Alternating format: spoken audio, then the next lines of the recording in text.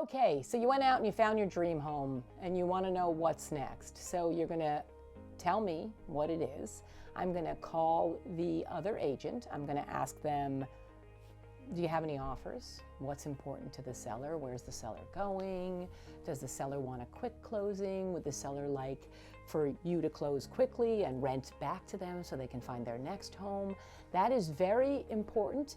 If you do not ask questions, right, we may not know. For some sellers, maybe money is not the most important thing.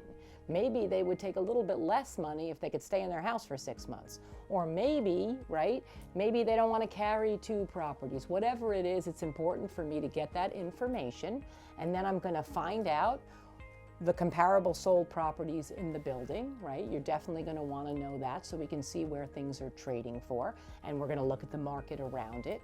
We're also going to want to know, are there any special assessments in that building? Nobody wants to get involved in a building that has financial issues, so it's really good for us to know that up front. We want to know how many renters live in the building versus how many owners, because typically, if you have a lot of renters, the building maybe is not as well maintained. It's hard to say, it goes building by building, but it's definitely something to be aware of.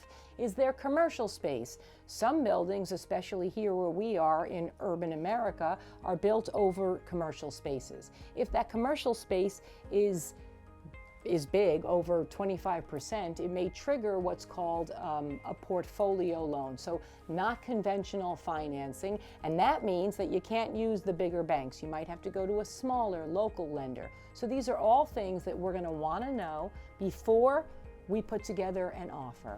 Anyway.